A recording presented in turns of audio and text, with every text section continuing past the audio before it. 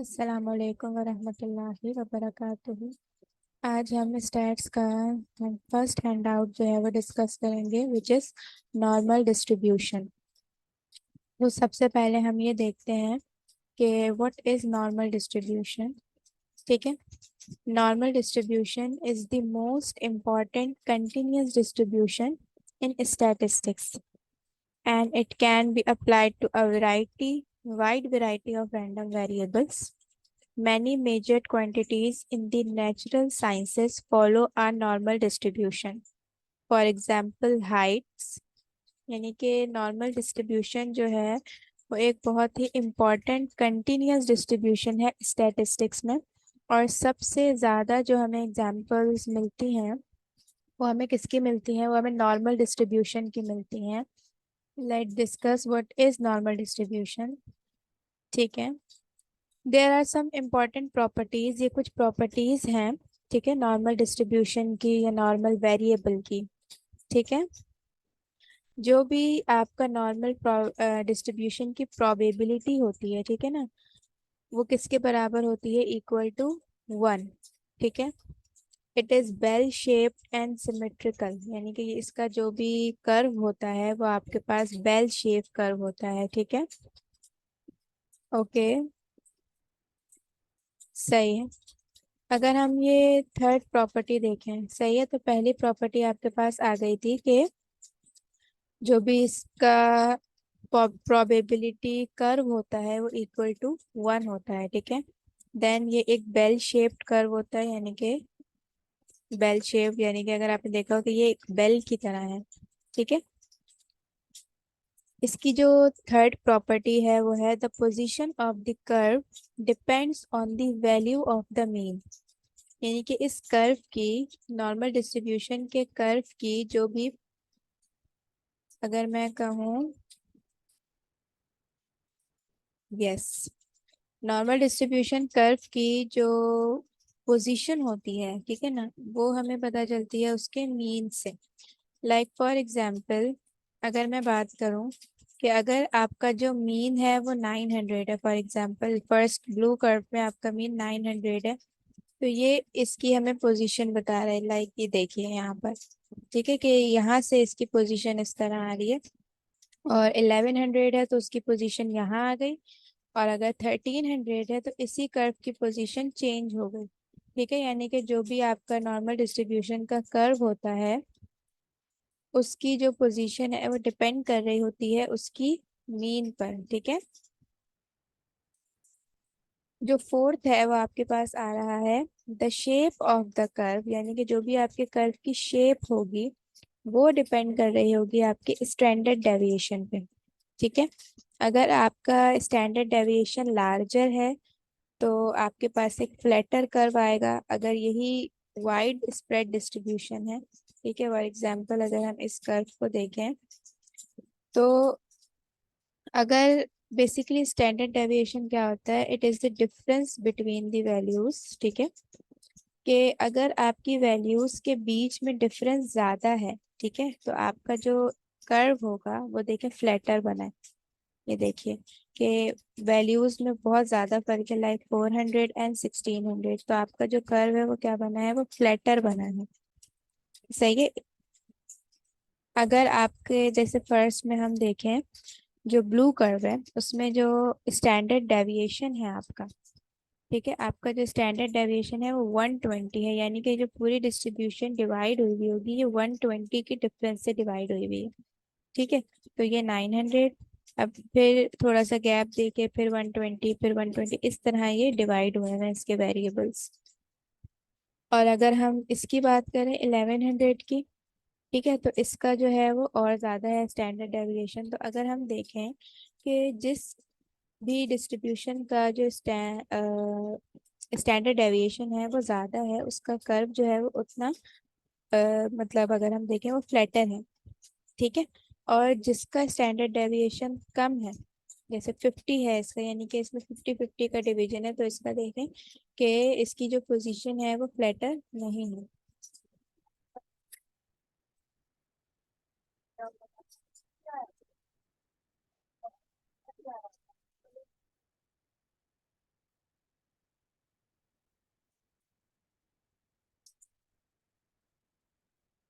Is that clear? और अगर हम बात करें इसके फिफ्थ पॉइंट की, तो इसकी फिफ्थ वो क्या है आपकी property, the highest point on the curve occurs at the mean which is also the mean, median and mode। क्या पता चल रहा है कि नॉर्मल डिस्ट्रीब्यूशन में जो आपका एवरेज आ रहा होगा, सही है, जो आपका एवरेज आ रहा होगा वो लाई कर रहा होगा किस पे, आपकी कर्व की हाईएस्ट पोजीशन पे। ठीक है, यानी कि जो इसका मीन है वो है 29 और यही इस कर्व की देखिए हाईएस्ट पोजीशन है। सही है। The curve is symmetrical about the mean, the area of the right of the mean is the same as the area to the left of the mean। क्या बोल रहे हैं कि ये सिमेट्रिकल होता है। सिमेट्रिकल मतलब कि दोनों तरफ से ये इक्वल होगा, जितना एरिया राइट की तरफ है उतना ही एरिया लेफ्ट की तरफ भी होगा। ठीक है, ये कुछ प्रॉपर्टीज है नॉर्मल डिस्ट्रीब्यूशन की। होपफुली आपको समझ में आ गया होगा कि जो आपकी नॉर्मल डिस्ट्रीब्यूशन है वो क्या होती है, उसकी प्रॉपर्टीज। अब बात यह आती है कि हाउ वी सॉल्व इट। तो अभी देखें, अगर हमें कोई नॉर्मल डिस्ट्रीब्यूशन दे दी जाए, या नॉर्मल डिस्ट्रीब्यूशन बेसिकली किसकी है, पॉपुलेशन की। किसी भी पॉपुलेशन की अगर हमें नॉर्मल डिस्ट्रीब्यूशन दे दी जाए और अगर हमें उसकी प्रोबेबिलिटी मालूम करनी हो, तो वी यूज जी स्कोर्स। ठीक है, Z score is the best way to find out the probability of the normal distribution. ठीक है, हम क्या करेंगे कि हम अपनी नॉर्मल डिस्ट्रीब्यूशन के डेटा को कन्वर्ट करते हैं जी स्कोर्स में। ठीक है ना, ये स्कोर्स जो है वो एक सुइटेबल होता है कि हम अपनी जो भी प्रोबेबिलिटी है अपनी पॉपुलेशन की वो इजीली इसमें से फाइंड आउट कर सकते हैं। ठीक है, तो सही है। अगर आपने जी स्कोर से किसी भी पॉपुलेशन की प्रोबेबिलिटी को फाइंड आउट करना है तो आपको किस तरह कर सकते हैं। Firstly you have to find out the mean and standard deviation. ठीक है, यानी कि जो भी आपकी पॉपुलेशन है उसका मीन और उसका स्टैंडर्ड डेविएशन आपको पता होना चाहिए। ठीक है, देन जी स्कोर का फॉर्मूला देख लेते हैं। Z score is equals to Z is equals to X, X is your variable, minus mean, जो भी आपकी पॉपुलेशन का मीन है, डिवाइडेड बाय स्टैंडर्ड डेविएशन। ठीक है, ये इसका पूरा फॉर्मूला है। अगर हम देखें तो जो पॉपुलेशन मीन है उसको हम डिनोट करते हैं कैपिटल एक्स बार से, और स्टैंडर्ड डेविएशन को हम डिनोट करते हैं सिग्मा से। ठीक है, अब हम देख लेते हैं कि जी स्कोर हम कब कब यूज करते हैं और क्या जी स्कोर हमें बता रहा होता है। हम जी स्कोर तब यूज करेंगे जब हम किसी इंडिविजुअल ऑब्जर्वेशन की बात कर रहे होंगे। ठीक है ना, यानी कि एक ऑब्जर्वेशन की, एक रैंडम वेरिएबल की, एक्स की। ठीक है, नेक्स्ट अगर हम देखें तो एक्स माइनस म्यू। ठीक है, एक्स माइनस म्यू यानी कि हमने जो अपने फॉर्मूले में देखा, ये हमें प्रोवाइड करता है distance and direction to travel, कि हमें किस डायरेक्शन में ट्रेवल करना है। अगर ये नेगेटिव आता है तो हम नेगेटिव साइड पे यानी कि मीन की लेफ्ट साइड पर जो है वो ट्रेवल करेंगे, और अगर ये पॉजिटिव आता है तो हम मीन की पॉजिटिव साइड पे ट्रेवल करेंगे। ठीक है, ये हमें डायरेक्शन बता रहा है। Then standard deviation represents the size of each step. सही है ना, यानी कि जितने भी स्टेप्स हमें लेने हैं उनका साइज बता देता है हमें standard deviation. Basically standard deviation यही बताता है कि एक स्टेप से दूसरे स्टेप के बीच में डिफरेंस कितना है। ठीक है, okay, Z represents the number of step. अब देखते हैं कि जी स्कोर जो हमारे पास आ रहा होता है, जो जी वैल्यू आती है वो हमें क्या बताती है। Z represents the number of steps from the mean. सही है, यानी कि जिस वेरिएबल के लिए भी हम काम कर रहे हैं, फॉर एग्जांपल हम एक्स के लिए काम कर रहे हैं, तो जो जी वैल्यू होगी वो हमें बताएगी कि हमारा जो भी एक्स है, यानी कि जो भी हमारा रैंडम वेरिएबल है, वो हमारे मीन से कितने नंबर ऑफ स्टेप्स बैकवर्ड या फॉरवर्ड है। If if it is positive तो इसका मतलब कि हम मीन से पॉजिटिव साइड की तरफ जाएंगे, यानी कि पॉजिटिव साइड पर जितने स्टेप्स भी होंगे उस पर हमारा रैंडम वेरिएबल लाई कर रहा है। ठीक है। और अगर यही नेगेटिव है तो नेगेटिव साइड पे वो लाई कर रहा होगा। ठीक है। अब देखो यहाँ पे लिखा हुआ है the Z score gives measure how far the random variable is from its mean. ठीक है। मीन को आप म्यू से भी जो है वो डिनोट कर सकते हैं। ठीक है। यानी कि जो जी स्कोर है वो आपको मेजर बताता है किसका, कि जो भी आपका रैंडम वेरिएबल है वो आपके मीन से, आपकी पॉपुलेशन मीन से कितने फासले पर है। Is that clear? This is all about some normal distribution and about some z-score introduction. Now let's move towards the questions. So we have to find out the probabilities. ठीक है, हमें different different probabilities को find out करना है। ठीक है, तो सबसे पहले हम देख लेते हैं कि what how we convert the probability into Z score. ठीक है ना, कि अगर हमें कन्वर्जन करनी है तो सबसे पहले हम किस तरह करेंगे।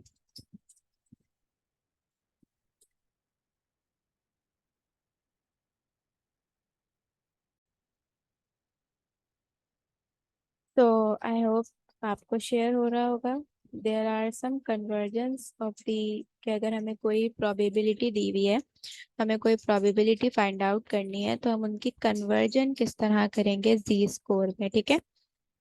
तो अगर आपके पास लेसर की प्रोबेबिलिटी है कि आपने कोई भी प्रोबेबिलिटी फाइंड आउट करनी है, सही, आपको एक गिवन होगा एक नंबर जिससे ग्रेटर, लेसर या बिटवीन पे आपने प्रोबेबिलिटी को फाइंड आउट करना होगा। ठीक है। तो हम किस तरह फाइंड आउट करेंगे कि आपने प्रोबेबिलिटी निकालनी है लेसर देन 100 की। ठीक है। कोई भी पॉपुलेशन आपको गिवन है, फॉर एग्जांपल, तो अगर आपके पास गिवन है 100 से लेसर की आपको क्या चाहिए, प्रोबेबिलिटी चाहिए, तो आप किस तरह करेंगे कि आपने लिखा probability x is lesser than 100। ठीक है। अब आप इसको कन्वर्ट करेंगे जी स्कोर में किस तरह, probability Z score is lesser than 100। ठीक है। देन यू विल डू कि अभी हमने जैसे जी स्कोर का फॉर्मूला हमने डिस्कस किया था, तो वो क्या था, x minus mu divided by sigma. यहाँ पर आपके पास एक्स बार था तो आप इसे एक्स बार भी लिख सकते हैं। बेसिकली जो ये म्यू है ये है आपकी पॉपुलेशन का मीन, और ये जो सिग्मा है ये आपके है पॉपुलेशन का स्टैंडर्ड डेविएशन। और ये एक्स क्या होगा, ये बेसिकली वो नंबर होगा जिससे लेसर, ग्रेटर या बिटवीन पर आपने प्रोबेबिलिटी को फाइंड आउट करना है। ठीक है। नाउ अगर आपने इसे सॉल्व करना है तो आप क्या रखेंगे, यहाँ पर आपने रखा 100 माइनस जो भी आपको मीन गिवन है और उसको डिवाइड करेंगे स्टैंडर्ड डेविएशन से। ये बेसिकली कन्वर्जन है। सॉल्व करना मैं आपको आगे सिखाऊंगी इंशाल्लाह, कि अगर कोई लेसर है तो आप उसे किस तरह कन्वर्ट करेंगे। ठीक है। अगर कोई ग्रेटर की दी हुई है तो आप किस तरह कर सकते हैं कि जो भी आपका एक्स होगा वो ग्रेटर देन क्या है, 200। फॉर एग्जाम्पल ये नंबर अजम्पशंस है। ठीक है, कि अगर आपने 200 से ग्रेटर की प्रोबेबिलिटी निकालनी है तो आप किस तरह निकालेंगे, probability x, X is your random variable, greater than 200। ठीक है। तो आप इसे जब कन्वर्ट करेंगे जी स्कोर में तो आप इसे किस तरह करेंगे, 1 - p जी स्कोर लेसर देन 200। इस चीज को थोड़ा समझने की जरूरत है कि हम यहाँ पर ग्रेटर की फाइंड आउट कर रहे हैं तो हमने यहाँ पर 1 माइनस लेसर क्यों लिया है। ठीक है। देखो, आपकी जो टोटल प्रोबेबिलिटी होती है वो होती है इक्वल टू 1।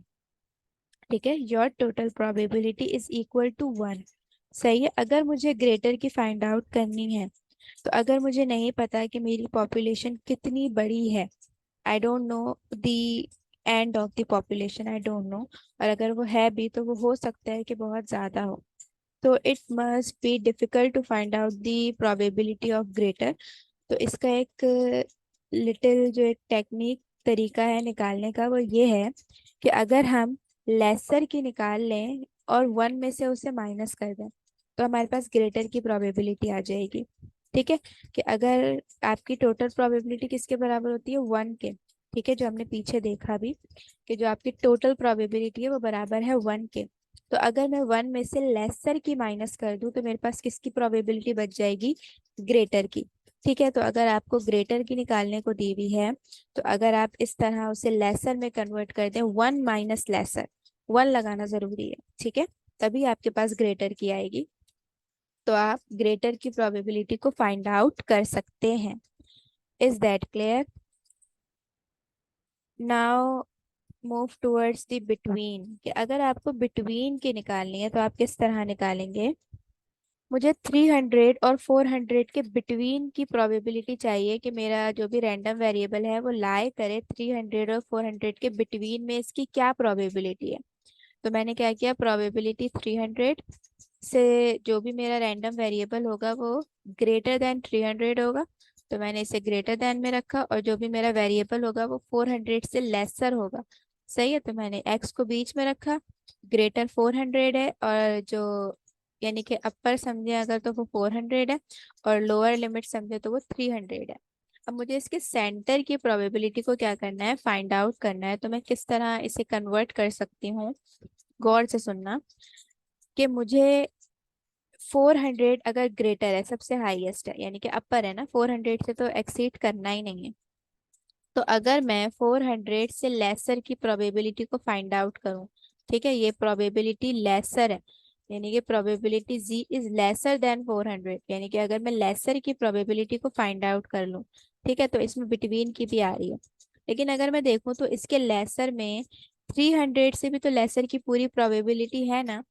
तो अगर मैं, गौर से सुनो, अगर मैं 300 से लेसर वाली प्रोबेबिलिटी को माइनस कर दूं, ठीक है, मैंने क्या किया, 400 से लेसर की पूरी प्रोबेबिलिटी निकाली, 400 से लेसर की पूरी प्रोबेबिलिटी निकाली, उसमें से माइनस कर दी 300 के लेसर की।